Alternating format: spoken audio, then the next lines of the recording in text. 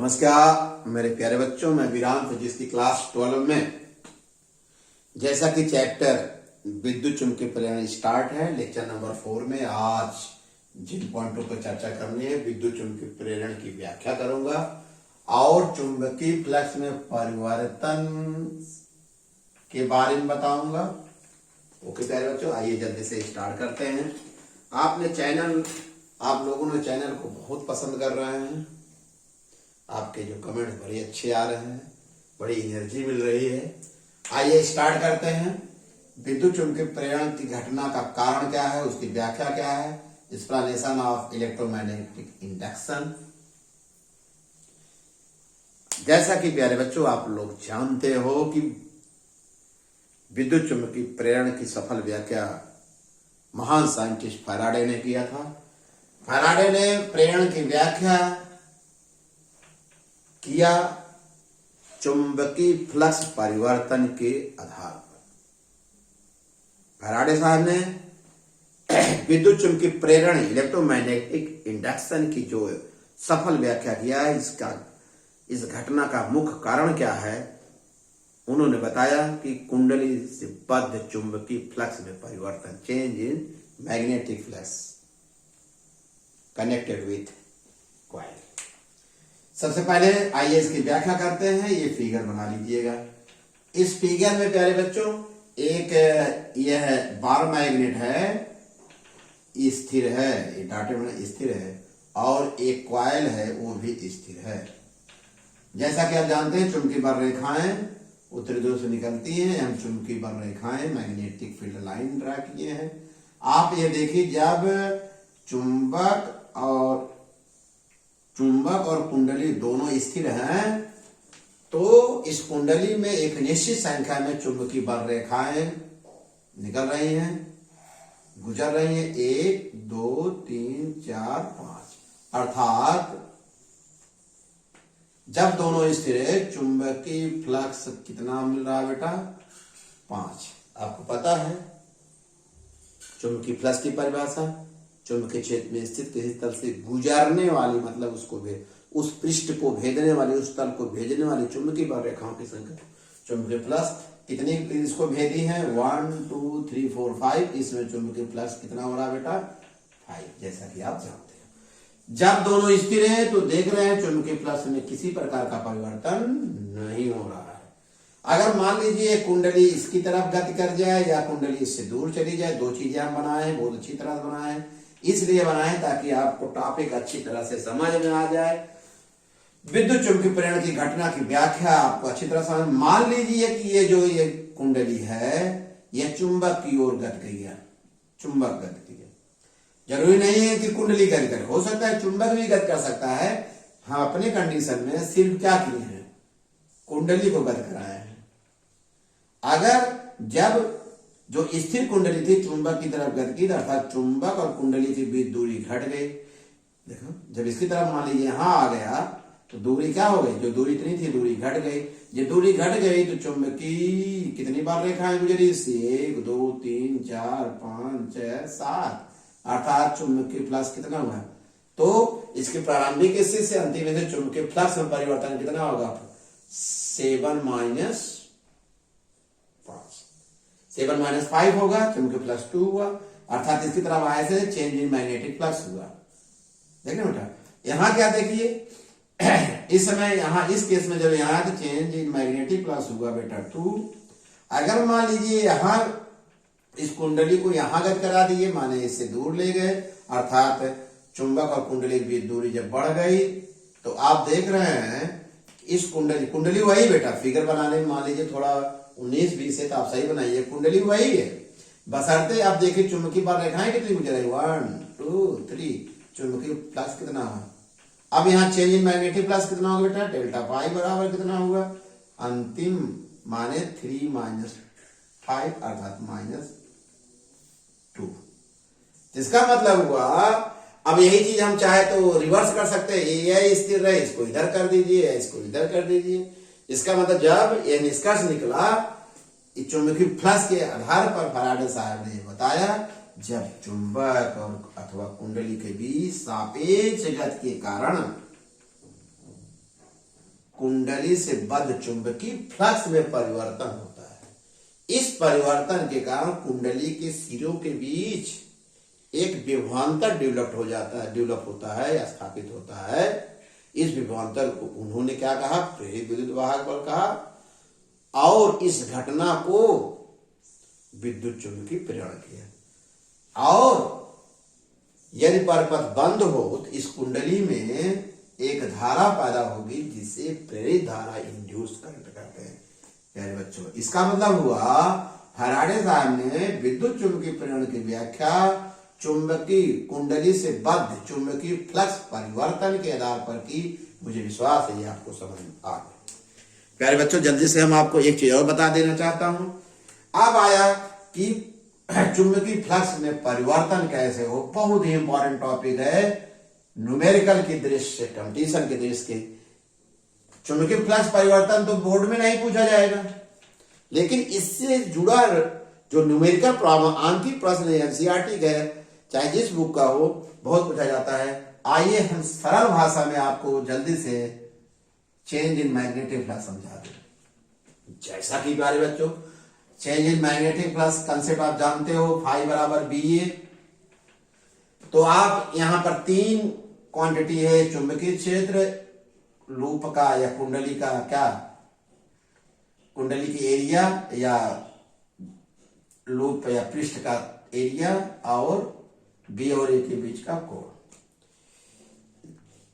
जैसा कि प्यारे बच्चों आपको बता दें, तीनों को चेंज करके चुंबकीय फ्लक्स, चुंबकीय क्षेत्र में परिवर्तन बदलकर हम चुंबकीय फ्लक्स परिवर्तन ज्ञात कर सकते हैं, परिवर्तन किया जा सकता है।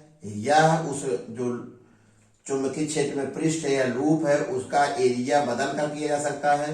अर्थात उस चुंबकीय क्षेत्र में जो लूप है उसके क्या करके बेटा, उसकी घुमाकर, कुंडली को क्या करके घुमाकर हम कर सकते हैं। जैसा कि प्यारे बच्चों मान लीजिए, आइए चुंबकीय फ्लक्स में परिवर्तन 3 तरह का कैसे, कोई पूछा कैसे, चुंबकीय क्षेत्र में परिवर्तन करके चुंबकीय फ्लक्स परिवर्तन किया जाएगा। चुंबकीय क्षेत्र में स्थित जो लूप है, लूप या कुंडली है या पृष्ठ है, उसके एरिया में बदल किया जाता है। फिर दोनों के बीच कोण, अर्थात उस लूप या कुंडली को चुंबकीय क्षेत्र में घुमाकर। इन तीनों में से एक थीटा, A और B, तीनों में सबसे सरल जो है, जो आसानी से किया जा सकता है कि चुंबकीय क्षेत्र में स्थित एक समान चुंबकीय क्षेत्र या चुंबकीय क्षेत्र में स्थित कुंडली को घुमाना तीनों में सबसे सरल है। आइए हम आपको समझाते हैं। मान लीजिए साहब ये आयताकार कुंडली है। अब इसको समझ लीजिए बेटा, बड़ी अच्छी तरह से मैं समझा दूं। और जानते हैं कि जब आयताकार कुंडली है तो एरिया वेक्टर क्वांटिटी और उसकी जो दिशा होती है तल के लंबवत बाहर की तरफ, एरिया इज द वेक्टर, माने प्लेन एरिया, समतल।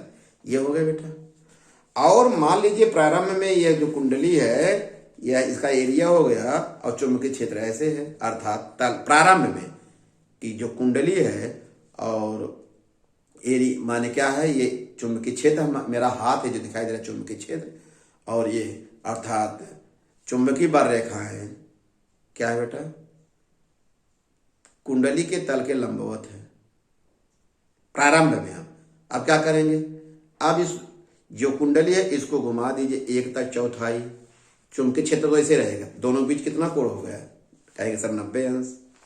ठीक है बेटा। फिर एक चीज और देखो जरा, इस कुंडली को ऐसे घुमा दे, आधा चक्कर घुमा दीजिए तो एरिया तो ऐसे नीचे की तरफ चला गया बेटा, दिशा देखो, एरिया 180 अंश होगा। ऐसे घुमा देंगे, देखो ऐसे जब घुमा देंगे तो चुंबकीय क्षेत्र चेंज नहीं कर रहे, कितना 90 90 3 270 हो गया।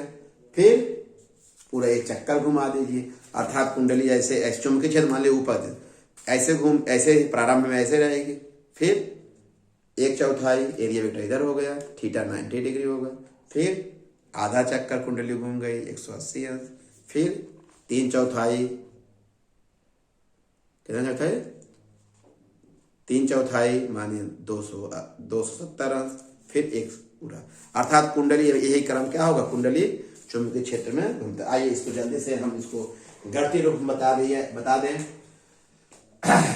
एक फिगर है, मान लिया कुंडली चुंबकीय क्षेत्र, माने 30 साल है, कुंडली को चुंबकीय क्षेत्र में घुमाकर। पहली कंडीशन, मान लिया चुंबकीय बल रेखाएं कुंडली के तल के लंबवत है। इस समय थीटा कितना होगा बेटा, यहाँ दोनों एक ही 0, इसलिए प्रारंभिक चुंबकीय फ्लक्स होगा BA cos 0 से BA हो गया।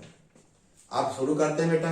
यदि कुंडली को प्रारंभ माने यहां से घुमाकर 1/4 घुमा दे, 1/4 माने कितना होगा, समझ में आया बेटा ना, 90 डिग्री आ जाएगा। इस स्थिति में थीटा कितना हो जाएगा, थीटा मतलब मैग्नेटिक फील्ड एक देखो घुमाए और एरिया बेटा 90 डिग्री कोण होगा।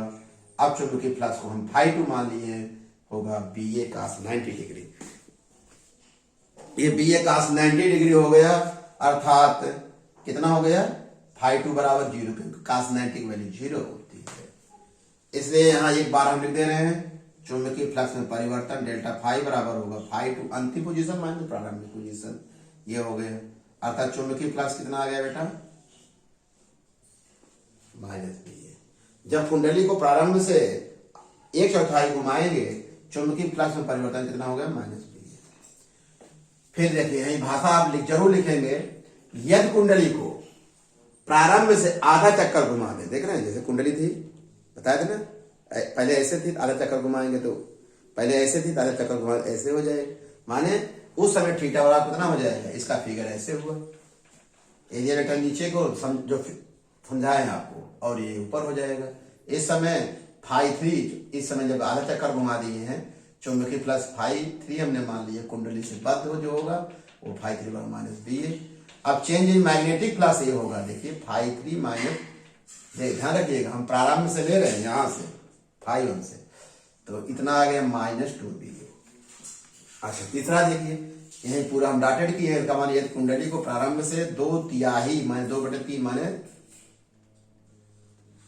माने कितना घुमा दे, ऐसे थीटा बराबर 270 माने कितने चौथाई, माने 2 माने 3/4, तो अर्थात 2/3 घुमा दिए तो कितना होगा बेटा, ये वैल्यू रख दीजिए, अर्थात 5 माने cos 270 वैल्यू जो हल करो, cos आप 180 अंश प्लस 90 माने cos 90 आएगा माइनस, तो लेकिन cos 90 0 होता, φ4 बराबर इतना आ गया। इसलिए डेल्टा फाई बराबर बेटा ये हो गया -BA। अरे मैंने प्रारंभ से φ4 माइनस φ1 इतना आ गया।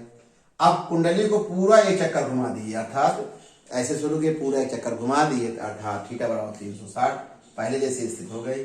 cos माने φ बराबर होगा BA cos ये आ गया BA। Change in magnetic flux होगा डेल्टा फाई बराबर φ माइनस -5 ये आ गया -BA।